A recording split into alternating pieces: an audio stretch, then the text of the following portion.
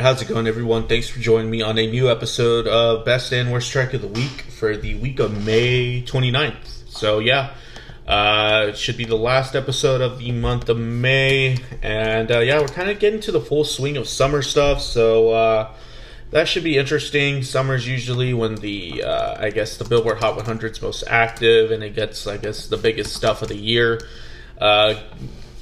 thrown on, and we'll probably be covering a lot of that in the coming weeks. So thanks for listening. If you're new to Best and Worst Track of the Week, this is just a weekly segment on my podcast where I talk about music. This is one that just covers all new entries onto the Billboard Hot 100. And we take each with a letter grade, each track getting a letter grade, and taking one that's the worst and taking one that's the best. That's all it is. So we got a lot of things covering this week. First of all, it is a J. Cole album bomb. So in regards to album bombs, I usually handle it a couple different ways. I already dropped a review for J. Cole's recent album, The Off Season. If you're interested on my thoughts on that album at all, I highly suggest just going a couple episodes and back and just listening to the Off Season review in its entirety. Great album. I thought it was nice overall. Listen to the album if you have some time. But any track that I covered thoroughly on the review, I will honestly just be giving you the letter grade I think it has, and then a couple thoughts. But other than that, check out the review if you're wanting a more overall concise and thorough review. And also, we got some stuff for Nicki Minaj. She dropped a mixtape too recently. A few songs from that are cool. And then also we have, some Internet Money, a new collab track they did. A new artist, Poarch. Interesting country track from an artist, Lainey Wilson. Some Olivia Rodrigo here. She'll be an overarching theme on this podcast for a couple weeks or a week. Migos are on here, so if any of those artists interest you, stick around for the length of this episode. We'll be going over a lot of the tracks. But yeah, I enjoyed doing this episode this week. There was a lot of interesting stuff going on, and there's a lot of overall diversity to it. So it's been like that the past few weeks. I'm glad that's happening. But also, a couple things with the podcast in general. I dropped a new review from the latest Crumb album, I Smell. Crumb, like this indie experimental sort of outfit from New York, Northeast area. They make some pretty cool music. Their latest album was released on April 30th. I dropped a review a couple days ago. Please check out that album and that review if you have some time. That was the most recent review we did. And then also, Best and Worst Track of the Week for May 22nd dropped too last week. Ended up being Coldplay versus Pink with Best and Worst Track. Coldplay got Best, Pink got Worst. But we also covered a lot of interesting artists on there. Blake Shelton, Don Toliver, Lil Tecca, Trippie Redd, Playboy Cardi, and a little bit of J. Cole. So if you have some time, check out that episode too. I dug the tracks that came on there. But anyways, I think that's it for the overall podcast announcements. Keep on a lookout. I'm doing like a new sort of segment on YouTube coming out in a couple days. It's going to be covering EPs. So if you're familiar with the YouTube side of things, just check out YouTube. I'll be dropping an EP review here for certain artists I've been digging. But other than that, yeah, let's go ahead and get into the gist of this episode. So yeah, we are covering the week of May 29th. We have a J. Cole album on here. Overall, I thought that this was a good week for the chart.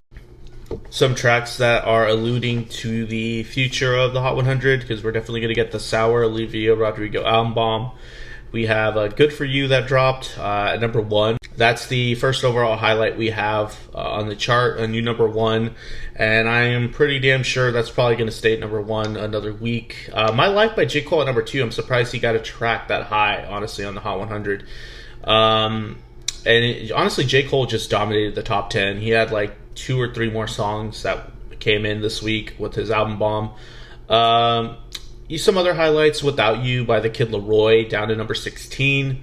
Glad that's happening because the track is certainly overhyped and overrated. Beautiful Mistakes by Maroon 5. That seemed like it was going to be a summer hit for a while. It still might be, but it went down all the way to number 26 this week. What You Know About Love, down to number 45. That track has been lingering around the top 20-ish of the chart for a while. It looks like it's finally dropping. That track that dropped last year from Pop Smoke. Famous Friends, up to 55. that collab between Kane Brown and Chris Young. I actually thought that track was going to do well. It did drop out, but it certainly came back in, and it was amongst the very few amount of risers we had this week. Everything else pretty much dropped, so I think this track has some momentum. And then, interestingly enough, a track we covered last week, I think Interlude by J. Cole, dropped out. I don't know how that possibly happened with it being included in the album. I guess everyone skipped over it. I'm not sure what happened there. 35 plus, and then also some dropouts. 34 plus 35 by Ariana Grande dropped out. Positions by Ariana Grande dropped out, and You Broke Me First by Tate McRae finally dropped out. So yeah, some big hits that were actually pretty high up in the chart last week dropped out. So I think the audience of those tracks jumped ship to Olivia Rodrigo, honestly. So yeah, that's the thing, and let's go ahead and get into some tracks. Alright, so first track this week, coming in at 100 from the Nicki Minaj little album bomb, mixtape bomb, Crocodile Teeth with the artist Skillibeng, or Skillibeng. They're Jamaican reggae artists. I guess they have a successful thing going on there in Jamaica with their reggae career, reggae being such a huge genre in the Caribbean and that region of the world. This track just feels a little bit bare. I'm not sure how I feel about the piano-centric instrumental. It gives the track a sense of being subdued most of the time, but it's very limiting with how the track develops and progresses. Nicki does rap well over it, but the feature is interesting. With Skillibeng, his verse just goes on a bit too long. The track can feel a bit sleepy or static around a certain point when I feel like he should have just cut out, roughly about 40% of whatever he did. It's just a bit interesting and static after a certain point. But yeah, I gave this track a C. Next track from Nicki Minaj as well, 82. This time not featuring anyone else. It's just Itty Bitty Piggy. This kind of reminds me of that one track from that rap artist from the 2000s called Lil Ma. She's kind of like a very precursor artist to Nicki Minaj type thing with that one song about her lipstick popping. If anyone remembers that, this track sounds a bit like that, the vibe that was going on that one. There's some old school rap flow and feel on here. Some annoying commentary snippets from Nicki that kind of just ruin the track. Some tasteless yup samples thrown in that are a bit cheap and annoying, that kind of play, I guess, an integral part in the track. But yeah, the commentary that's just thrown on is pretty bad. I give this a C-. Next track from YoungBoy Never Broke Again at 78, White Teeth. I don't know, is he dropping a new album anytime soon? I know he dropped one, I guess, kind of last year. On the episode Best and Worst Track of the Week, I had to kind of cover it. But I think this track is a bit of an improvement from the stuff he was dropping last year. The beat has a nice groove and a thumpy bass supporting the track. Some nice percussive textures on here too. It's just a much more colorful sounding track for YoungBoy Never Broke Again in the context of his discography, and maybe in the context of the trap scene. This is a bit more interesting than 95% of the stuff I hear in this genre. The way he rides the beat, though, he kind of just slides off of it rhythmically at times, but it doesn't make the track awful. The beat is probably just the best thing on here, but YoungBoy does his thing on here. It's not bad. I give it a B. Next track at 67, another Internet Money collab, his and hers, with Don Toliver, Lil Uzi Vert, featuring Gunna. I don't know why they just don't put him on the track as an official artist. I don't know why he's featuring. I don't know. It's just weird how they make these decisions sometimes on what's a feature or what's an actual artist's track, officially. But anyways, I dig the opening chorus hook on here by Don Toliver. He's really good at these things, especially when Internet Money's involved. Some nice vocal ad-libs going on this track.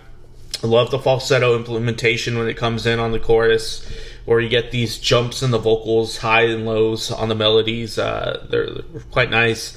Lil Uzi Vert blends in quite naturally on here. It's not bad. The track can sound a bit ambient too. Some dreamy textures going on.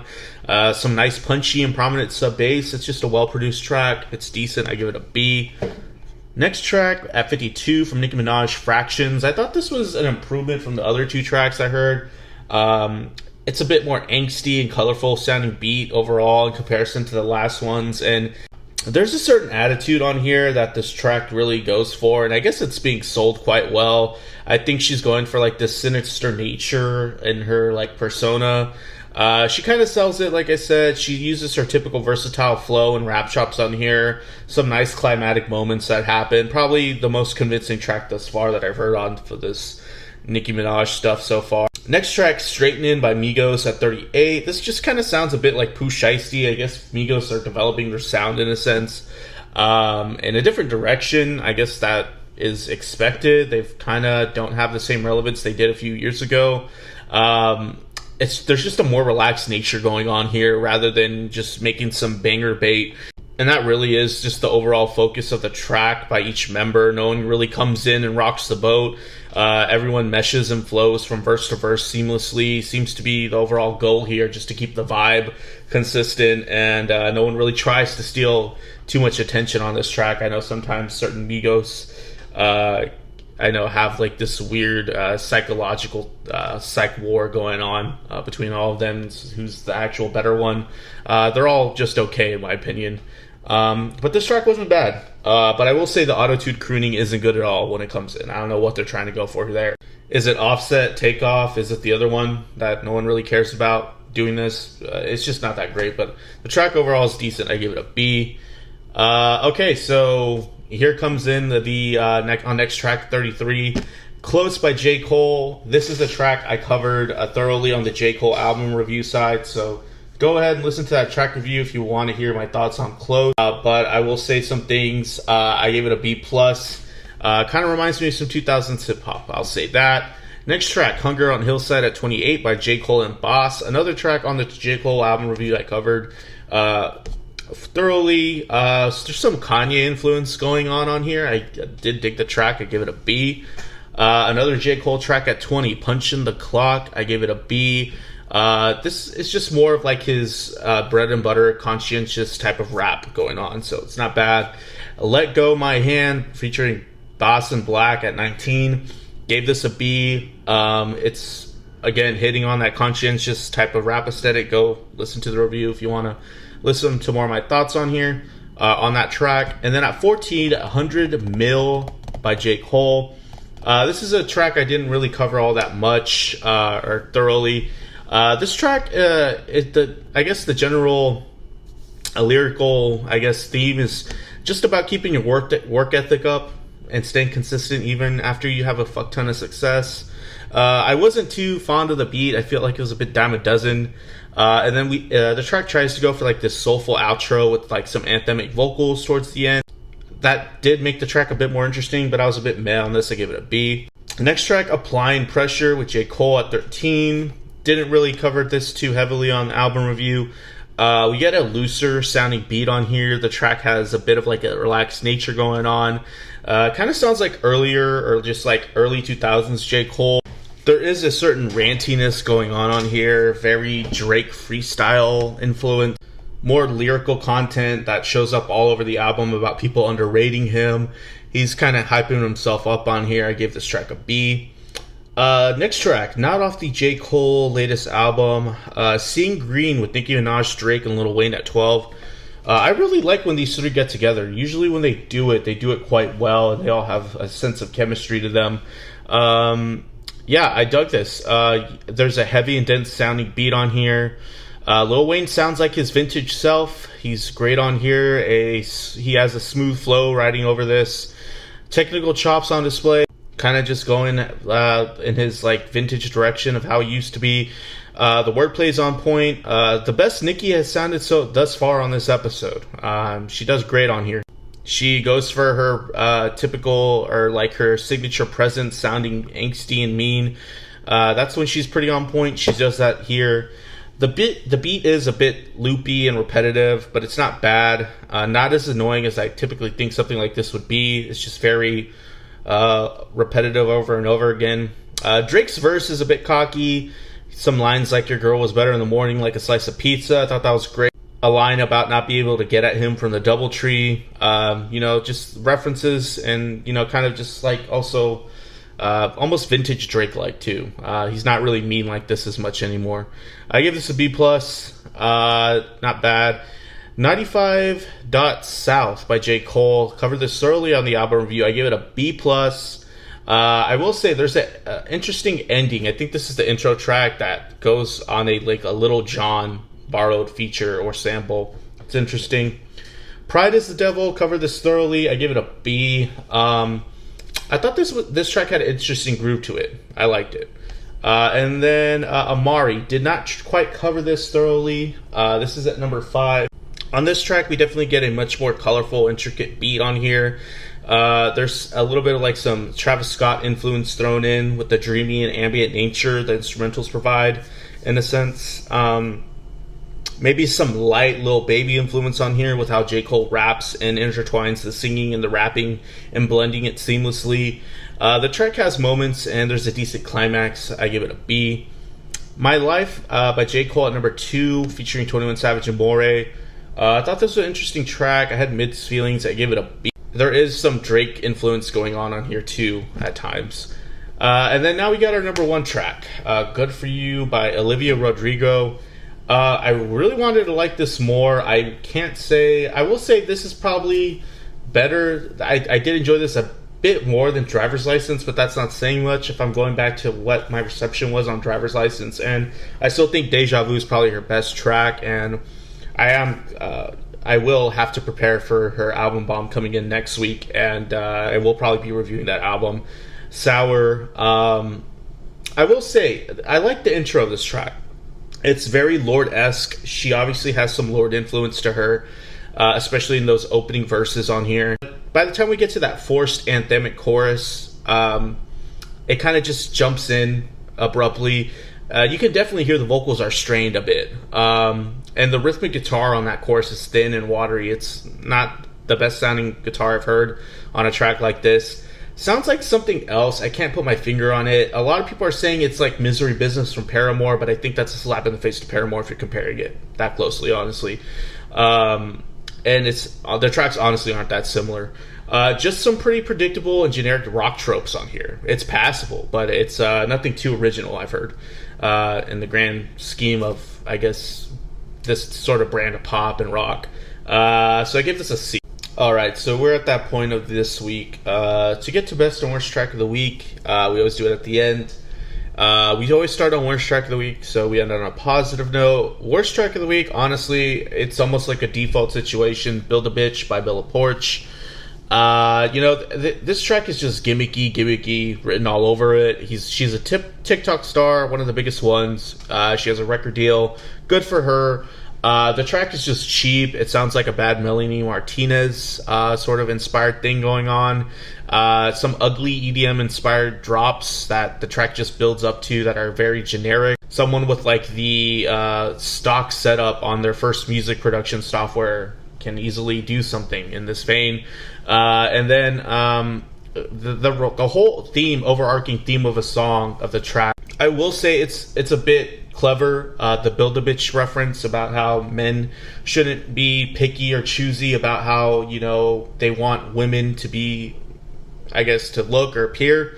But this is easily ripped off from a pop culture reference that has made its way through the internet for a couple years now already.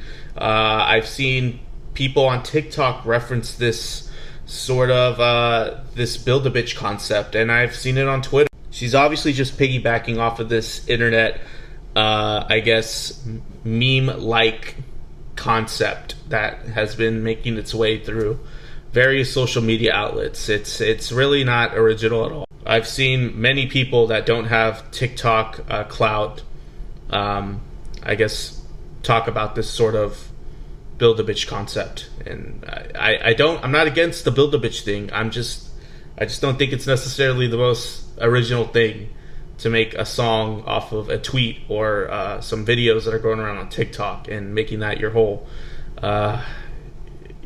image. I don't know. It's not a very good track musically either. That gets worst track of the week. Best track of the week was a huge curveball. And I need to look into this artist more, because it's not often you get a country track that is quite sincere sounding, and then breaks through when it doesn't have much Nashville backing from what I'm aware of, and also it being a generally just a good solid song. That doesn't really happen. This is the name of the track is This Things a Man Ought to Know by Lainey Wilson.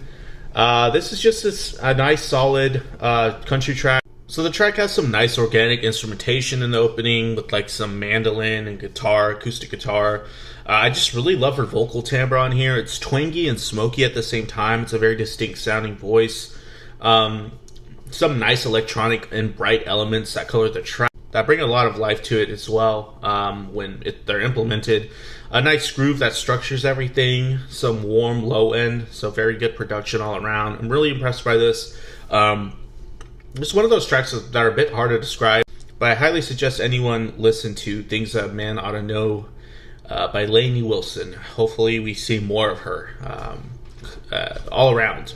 I don't really care if they become a huge country star or country star in general, but if they have a successful career, people are enjoying the music, that's great. And I know I will definitely be doing a bit more listening of this artist. But yeah, that's best track of the week. If you stuck around with me to the end of this episode, thanks. I know it was a bit lengthy, but we got an album bomb in there. We got a mini album bomb in there, so it's a pretty hefty episode in general. Thanks for listening once again. If you're on YouTube, like and subscribe if you like what you're hearing. Also, listen on your preferred streaming service. Leave a comment on YouTube. But other than that, take care of yourselves. Be safe.